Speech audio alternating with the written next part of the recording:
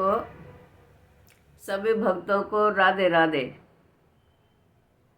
राजा का एकाम्र भुवनेश्वर में जाकर भगवान शिव का पूजन करना और भगवान शिव का नारद जी से उनके कर्तव्य कार्यों का संकेत करना। इससे पहले आपने कथा सुनी थी राजा इंद्रद्युम्न का पुरुषोत्तम क्षेत्र को प्रस्थान और माँ नदी के तट पर विश्राम। अब उसके आगे की कथा इस प्रकार है। जैमिनी जी कहते हैं कि नारद जी के इस प्रकार आश्वासन देने पर राजा इंद्रद्युम्न ने प्रसन्नचित्त होकर जब उत्तम बुद्धि से विचार किया तब अपने परिश्रम को सफल माना और सभासदों को विदा करके मुनि का हाथ अपने हाथ में लेकर अंतःपुर में प्रवेश किया। फिर विधि पूर्वक उनकी पूजा करके उन्हें पलंग पर सुलाया और उन्हीं के साथ बातचीत करते शेष रात्रि व्यतीत की। तदनंतर निर्मल प्रभात होने पर नित्य कर्म पूरा करके उन्होंने जगन्नाथ जी का पूजन किया।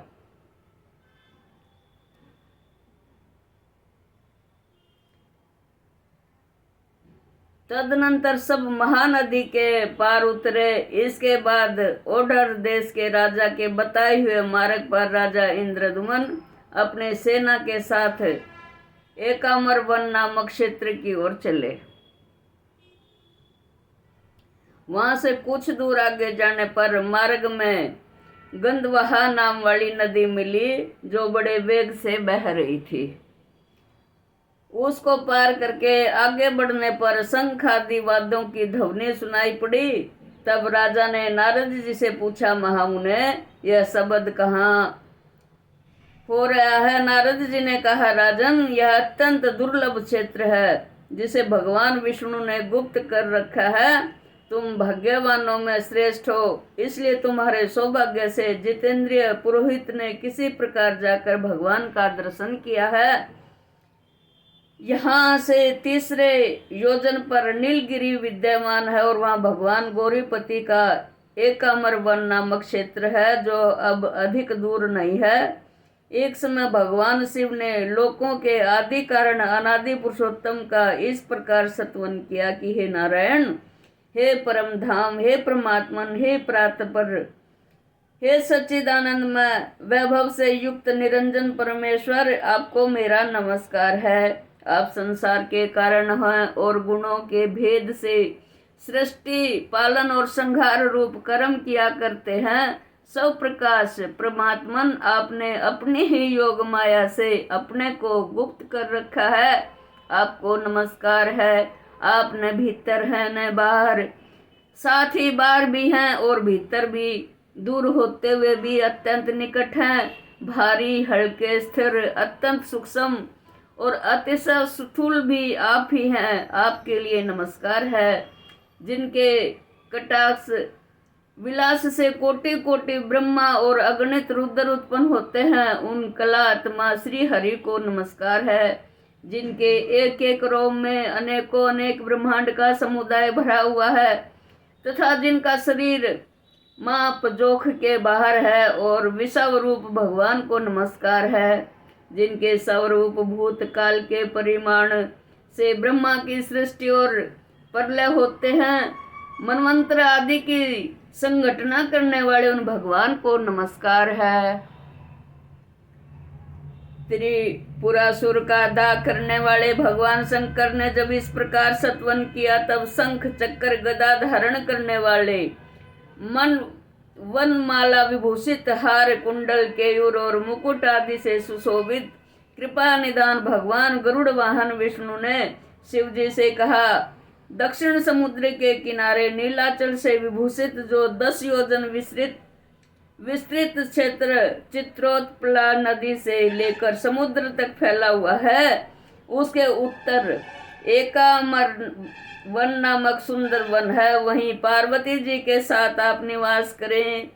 यहाँ सब लोगों की सृष्टि करने वाले ब्रह्मा जी मेरे आदेश से आपको कोटि लिंगों के आदिश्वर पद पर अभिषिक्त करेंगे। भगवान विष्णु के ऐसा कहने पर शिव जी ने कहा, देव देव जगन्नाथ शरणागत दुख भंजन, प्रभो जगतपते, आप पुरुषोत्तम क्षेत्र में जाने के लिए जो आज्ञा दे रहे हैं उसे सिरोधार्य करके मैं उस मोक्षदायक कल्याणमय तीर्थ में जाऊंगा। यूं कहकर भगवान शंकर उस क्षेत्र में पधारे। साक्षात ब्रह्मा जी ने वहां भगवान शंकर की स्थापना की। राजन, जब हम सब लोग वहां चलेंगे और त्रिपुर विनाशक शिवजी का दर्शन करेंगे, यह जो शिवजी का क्षेत्र है इसे तमोगुण का नाशक बताया गया है। जो रजोगुण को धो डालने वाला क्षेत्र है वह विरज मंडल नाम से प्रसिद्ध है। सत्वगुण की अधिकता के कारण पुरुषोत्तम क्षेत्र मुक्तिदायक बताया गया है। महाराज, जिसका चित्त पाप कर्मों से मलिन हो गया है उनका विश्वास इस क्षेत्र पर नहीं जमता। नारद की बात सुनकर राजा का चित्त प्रसन्न हो गया और वह बोले, ब्राह्मण, आपने मुझे परम पावन क्षेत्र का परिचय दिया जहाँ पर साक्षात भगवान उमापति विराजमान हैं, वहां पर हम अवश्य चलेंगे।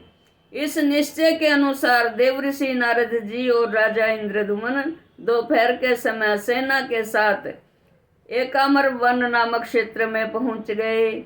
वहां बिंदु तीर्थ में स्नान करके उनके तट पर विद्यमान भगवान पुरुषोत्तम का उन्होंने विधि पूर्वक पूजन किया। उसके बाद वे कोटेश्वर महल को गए। वहां के जल से भली भांति आचमन करके सात्विक धर्म में स्थित राजा ने भुवनेश्वर नामक लिंग का महास्नान की विधि से पूजन किया। फिर अनन्य चित्त से भगवान शंकर का ध्यान करते हुए वे खड़े रहे। तब परमेश्वर भगवान शंकर ने प्रसन्न होकर स्पष्ट वाणी में कहा, महाराज इंद्रद्युम्न, थोड़े ही समय में तुम्हारा मनोरथ पूर्ण होगा। तत्पश्चात उन्होंने नारद जी से कहा, महाभाग, ब्रह्मा जी ने जो आज्ञा दी है उसे इस राजा द्वारा अश्वमेध यज्ञ कराते हुए पूर्ण करो। पुरुषोत्तम क्षेत्र साक्षात भगवान विष्णु का स्वरूप है। उसमें भी परम पुण्यमयी अंतर्वेदी भगवान विष्णु के हृदय के समान मानी गई है, जिसकी रक्षा के लिए श्री विष्णु ने 8 स्वरूपों में मुझे स्थापित किया है। शंखाकार पुरुषोत्तम क्षेत्र में अगर भाग में दुर्गा देवी के साथ में नीलकंठ नाम से निवास करता हूँ, वहीं इस राजा को ले चलो। इस समय नीलमणि में विग्रह वाले भगवान श्री हरि अंतर ध्यान हो गए हैं। वहां मेरी आज्ञा से भगवान श्री नरसिंह देव का क्षेत्र बनाओ। उस क्षेत्र में हमारे समीप नृपश्रेष्ठ इंद्रद्युम्न 1 सहस्त्र अश्वमेध यज्ञ करें। यज्ञ समाप्त होने पर उन्हें वह अद्भुत ब्रह्म स्वरूप वृक्ष दिखलाओ। उसके द्वारा विश्वकर्मा 4 प्रतिमाओं का निर्माण करेंगे और उन प्रतिमाओं की स्थापना के समय ब्रह्मा जी स्वयं पधारेंगे। तदनंतर ये राजा समस्त पापों का नाश करने वाले और समस्त जगत के आधारभूत भगवान विष्णु का दर्शन करेंगे। काष्ठमय शरीर धारण करके प्रकट हुए भगवान दर्शन मात्र से मोक्ष प्रदान करने वाले होंगे।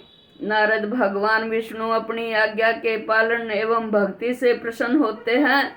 नारद जी भी जगत गुरु महादेव जी को प्रणाम करके हाथ जोड़कर बोले कि प्रभु, आपने जो आदेश दिया है वैसा ही करने के लिए ब्रह्मा जी ने भी मुझे आज्ञा दी है। नाथ, आप और ब्रह्मा जी परमात्मा श्री हरि से भिन्न नहीं है। इन राजा इंद्रद्युम्न की भाग्य स्मृति महान है। इसी से इन्हें आप तीनों देवताओं का यह विशाल अनुग्रह प्राप्त हुआ, जिनको मन के द्वारा सोचा भी नहीं जा सकता था। जिनके प्रसंग से पापी मनुष्य भी भव सागर से तर जाते हैं, वे भूत भावन भगवान विष्णु अचिंत्य महिमा वाले वे भगवान कितनी भक्ति से प्रसन्न होते हैं, यह बात बुद्धि में नहीं आ सकती। वेदों के स्वाध्याय आदि साधनों के द्वारा चिरकाल तक विद्वान पुरुष यत्न करते रह जाते हैं, किंतु सफलता नहीं पाते और एक नीच मनुष्य अनायास होने वाले कर्म से मोक्ष पा जाता है। वंचर ग्वालों के घर में रहकर दही दूध एवं जंगली फल मूलों से जीविका चलाने वाली गोपियां भगवान के स्नेह सुख का उपभोग करके ही मुक्ति पा गई। निरंतर भगवान से द्रोह रखने वाला शिशुपाल भी राजसूय यज्ञ की सभा में भगवान को कटु वचन सुनाकर भी मोक्ष को प्राप्त हुआ।